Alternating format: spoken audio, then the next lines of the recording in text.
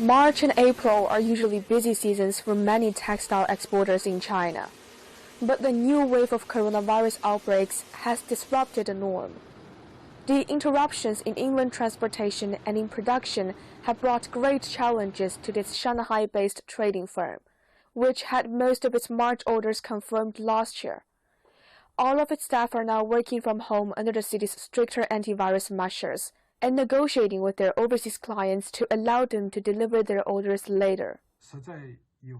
If our clients insist on the delivery time, we may have to use air freight, and that would lead to extra costs. The current situation has already brought some problems with our future orders, as the sampling has met with some troubles because express parcels cannot be delivered. What I'm worried about is that starting from March, the orders for next season will be delayed or even cut back. This yarn producer in Shanghai shares similar concerns. Half of its current orders now produced in Jiangsu, Zhejiang, and Shanghai. During this outbreak, our orders produced in Jiangsu, Zhejiang, and Shanghai have faced great obstacles due to unstable raw material supplies and logistics. We have had to change shipping plans for our orders formerly scheduled to export from Shanghai. And while the markets are concerned, some textile orders may flow back to Southeast Asian countries as the pandemic situation there has gradually come under control. Exporters here are not that worried about a possibility. Most of the products made in factories in Southeast Asian countries are put out in large quantities, but are different from our medium and high-end products. So the backflow hasn't had much impact on us.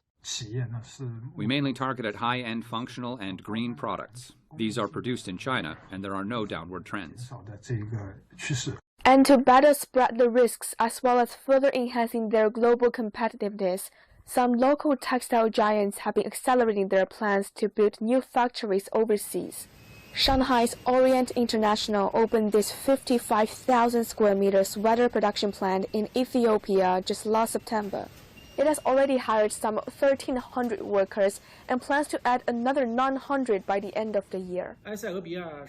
Ethiopia has 100 million people. The majority of them are young people.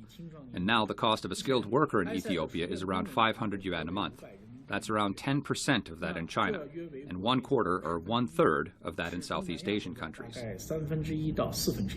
Currently, the factory mainly helps produce clothing orders from Chinese trading firms and then ships them to overseas clients in Europe and US.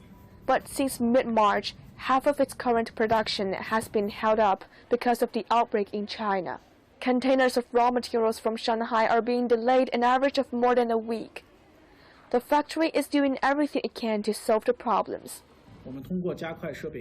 We are making additions to our equipment and staff so as to shorten the production cycle. We have graded our workers into 3 categories.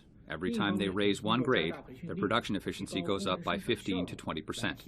And now we are also shortening the training cycle for workers and are now using telex releases to minimize the impact of the delay in document transportation.